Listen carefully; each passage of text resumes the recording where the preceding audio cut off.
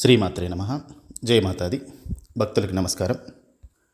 ఈరోజు విషయం ఏమిటంటే అధిక జ్యేష్ఠ మాసం. మరి ఈ అధిక జ్యేష్ఠ మాసంలో ఎటువంటి పనులు చేయాలి, ఎటువంటి పనులు చేయకూడదు అనేటటువంటి విషయాన్ని తెలుసుకునే ప్రయత్నం చేద్దాం. ముందుగా అసలు ఈ అధిక మాసం ఎందుకు వస్తుంది అనే విషయాన్ని తెలుసుకుందాం.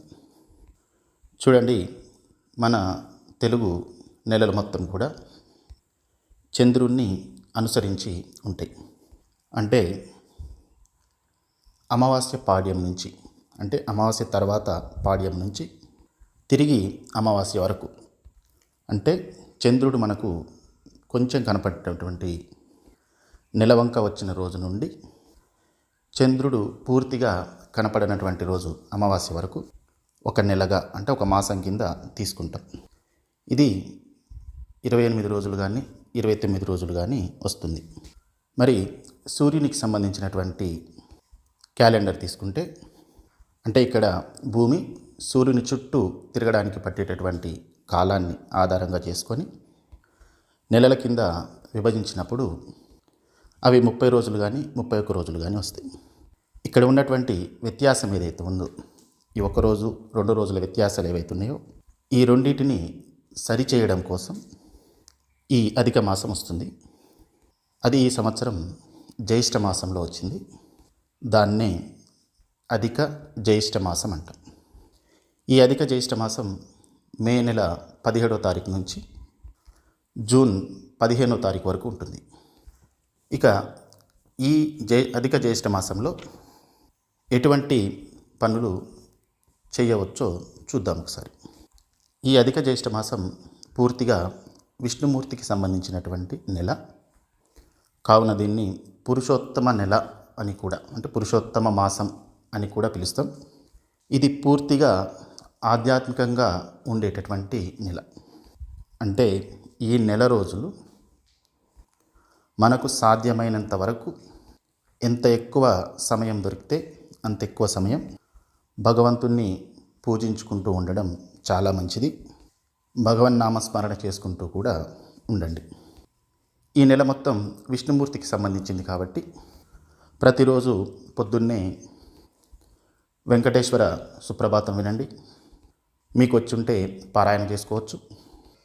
కుదిరినప్పుడల్లా విష్ణు సహస్రనామాలు పారాయణ చేసుకోవడం చాలా మంచిది. ప్రతిరోజు మీ ఇంట్లో నిర్వహించుకునేటటువంటి పూజా కార్యక్రమంలో ఈ విష్ణు సహస్రనామాల పారాయణని కూడా కలుపుకోండి. అవకాశం ఉన్న వాళ్ళు ఈ మాసంలో ఏదైనా ఒక రోజు సత్యనారాయణ స్వామి వ్రతం చేయించుకోవడం చాలా మంచిది.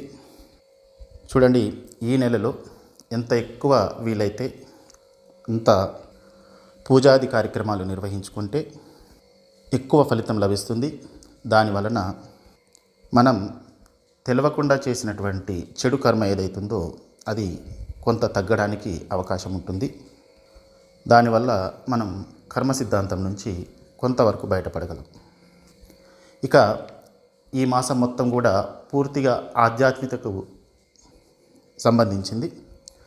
సో ఆధ్యాత్మికతకు సంబంధించినటువంటి మాసం కాబట్టి ఎవరైతే మంత్రజపం చేస్తూ ఉన్నటువంటి వారు ఉంటారో ఈ నెలలో ఎక్కువగా జపం చేసుకోవడం వలన తొందరగా మంత్రం సిద్ధిస్తుంది, మంచి ఫలితాన్ని పొందగలరు.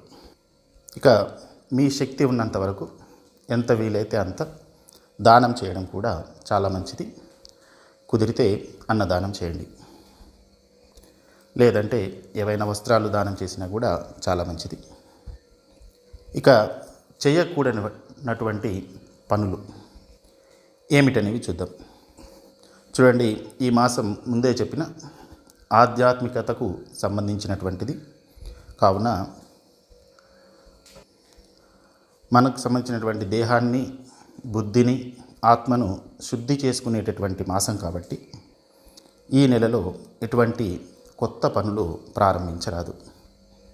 అంటే నూతన గృహ ప్రవేశాలు కానీ, ఏదైనా కొత్తగా వ్యాపారం ప్రారంభించడం అనుకునేటటువంటి వాళ్ళు కానీ ఈ నెలలో చేయకూడదు.